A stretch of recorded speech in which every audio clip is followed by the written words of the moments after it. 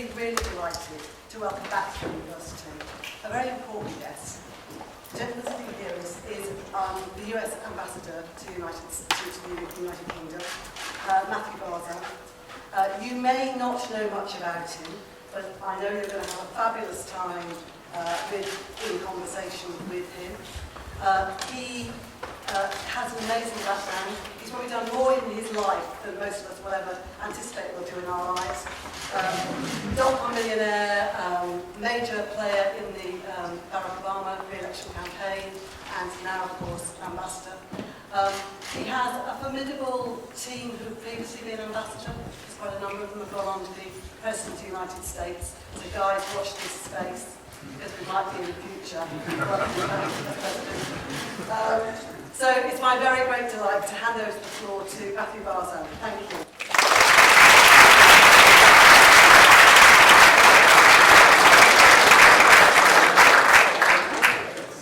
Wow. Thank you for that. Do we need the mic on? No, I'm okay. Can you guys hear me okay? Yeah. Right, if I start drifting, you just have to promise you'll throw something. Move your hands wildly. Great to be here. Does anyone here speak Welsh? Between Matthew? Sit down, Matthew. I'm done. And I am done. It was fun. I tried to learn a little bit of Welsh before, in honor of President Obama being the first ever sitting U.S. president to visit Wales. So I got to say, Croeso I Gymru Arlywydd Obama. That was it. Thank you. But I also had to learn 2 new words of Welsh, inadvertently, due to something I was quoted as saying in the newspaper that wasn't very complimentary of lamb or potatoes, and the combination thereof. So live on BBC Wales Radio, I had to learn the word for lamb and the word for I'm sorry. There we have it. But I know we have more important things to talk about. And President Obama gave me some advice. I went to serve, before this job, I was U.S. Ambassador in Sweden. And I had come, as Julie said, from the private sector, from the internet world. I'd never been a diplomat. And so I got to meet with him in the Oval Office. And right a few weeks before I left, I said, Mr. President, what advice would you have for a first-time diplomat? And he sort of sat back, and he said, listen. And so I brought out my pen. I always have a pen. I brought out my little notepad. And I was all ready to go to write down his pearls of wisdom. But that was all he said. Listen. So I thought he was telling me to listen up, but he was telling me to listen. And so I tried to do that. He is an amazing listener, and of course an amazing, I think, leader on the world stage. But I think listening is an incredibly important skill, and I'd like to put it into practice right now and listen to all of you. So I don't have one with me, but as I travel around the UK, I usually bring, but I'm in a different car, in my trunk, a card. So if do you have pieces of paper in front of you? No. Okay, so you can just use your magic. It's not that hard. You can do a mental exercise. On this side of the card, it says frustrate, concern, confuse. And if you could write for me, please, draw a picture or write a word, or if you don't have a pen or a piece of paper, just think of an image or a word of something that frustrates, concerns, or confuses you about the United States and what we're up to in the world. Please. You probably saw this coming. We need a brave volunteer to share with the group what you wrote. Yes, ma'am. And if you wouldn't mind standing up, just saying what your name and what you're interested in doing with the rest of your life. No, you. I'm Rachel, and I'm interested in politics. And what we wrote down a couple of things, and we put the fact that you don't have an NHS or an equivalent. Your gun laws, your outdated constitution.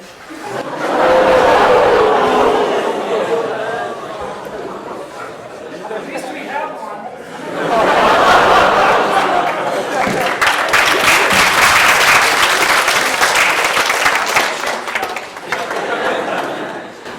Thank you. Before we go to other questions, did anyone else write down or draw a picture of a gun? Okay. Healthcare? Some of us. Okay. Outdated constitution? Okay, good to know. Here's what's interesting. As I travel around, I meet with sixth form college students up in Newcastle and Liverpool and Leicester and Leeds and Belfast and anywhere and everywhere I go.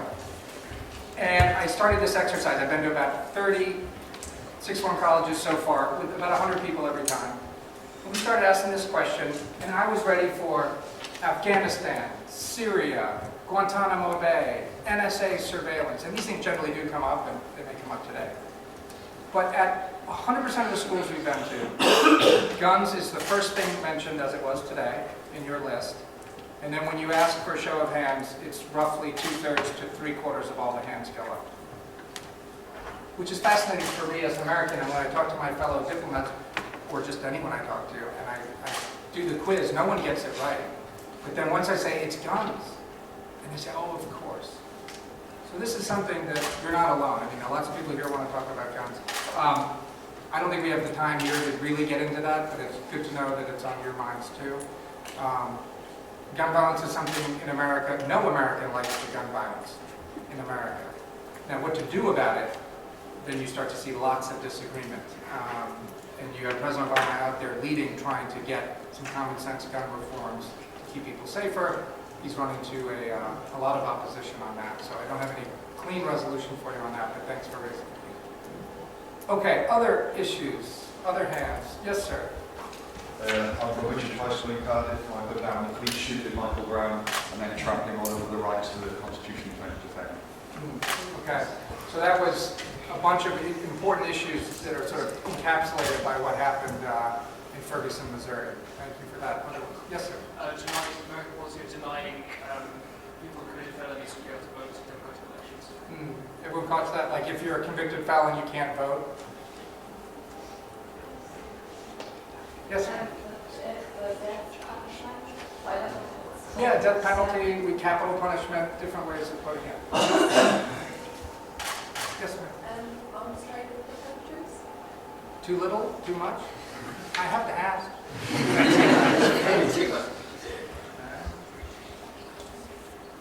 Yes, sir. Perceptions of one's own history. I think in Europe we're very aware about the imperial past and something that we're not proud of. I think in the United States there are certain parallels which people in the United States, particularly the government, aren't quite confident about in terms of India. Did everyone hear that? Sort of familiarity with, honesty about your own past and the role you played in the world. Good one. Yes, sir, in the second to back row. Central and net neutrality. Yeah. So net neutrality. Yes. American support for Israeli foreign policy. Anyone else have Gaza, Israel, Middle East peace? Great, okay. Yes, ma'am. Gay marriage.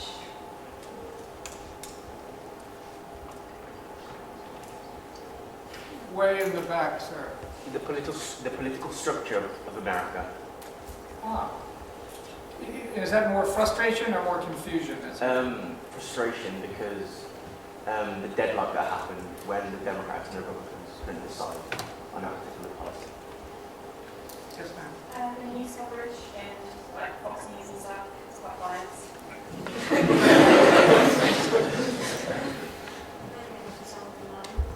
Osama bin Laden. Sorry, more specifically, it was the, as she phrased it, the murder of Osama bin Laden. You mentioned the NSA surveillance. Yeah. Too much. That was surveillance. Did anyone else, we'll get back to other hands, but did anyone else have surveillance, NSA, Snowden? Okay, big group. All right, now we can do hands for new. Yes, sir. You in the middle, yep. The impact of oil companies on the government in the USA. Sorry, I missed The it. impact of the influence of oil companies on the government in the USA.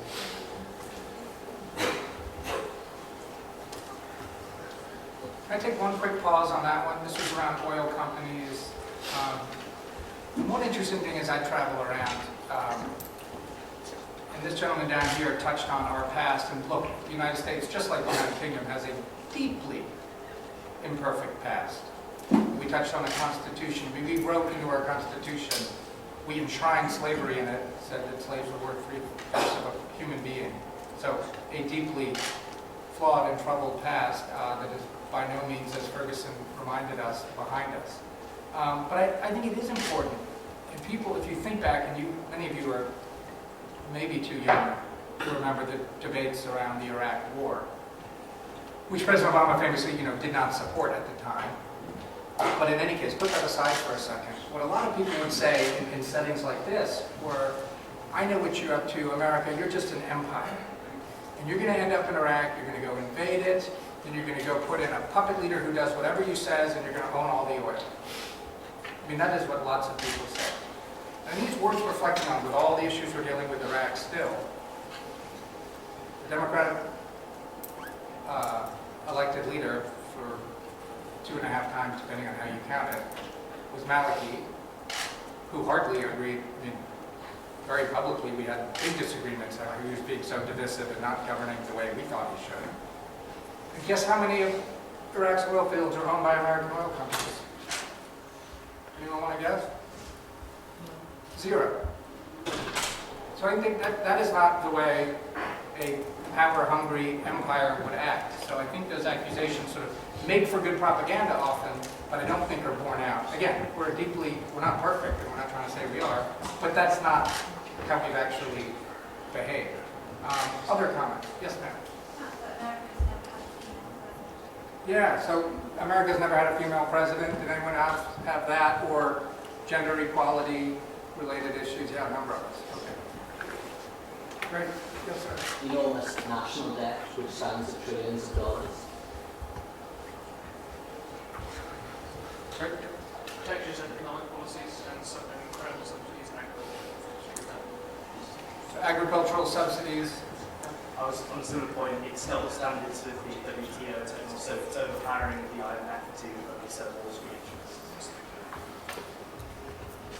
You got good ones here. I mean, good in the sense of robust. Yes, ma'am. Euthanasia. Oh, euthanasia? Yeah. That we don't allow it? I thought some states did. Or some states I mean, it kind of, it's interesting. I'm looking around for my American friends here. I don't think any state, Washington State, not Washington D.C., but in our northwest corner of our country, Washington State was debating it, but I don't know that it passed. But it gets to an issue that came up in other contexts. We talked about the death penalty. We talked about gun control. And one of the interesting things, now how many people here have been to the United States? Wow, excellent. Okay, so you've probably seen it. How many have been to the United States someplace other than Florida? Okay, good to hear. And I love Florida, but it is the most popular destination, and it's a wonderful, vibrant state. I will stop boring you with diplomatic platitudes. So I grew up in Massachusetts, so where Boston is, right? So it's sort of over here from my perspective on a map. I didn't know anyone who owned a gun. And the death penalty, there was no death penalty in Massachusetts. Now I proudly live in the middle of America, right in Kentucky. Anyone here been to Kentucky? Oh, bless you. But please go visit, it's great. Despite what I'm about to tell you, which is, there's almost, and I'm slightly overstating this for effect, but I almost don't know anyone who doesn't have a gun. And they are wonderful, normal, law-abiding people. So, it does have the death penalty. So we have lots of diversity within our federal system, which is a little confusing. You talked about government structure. Our system is much more federal, as you know.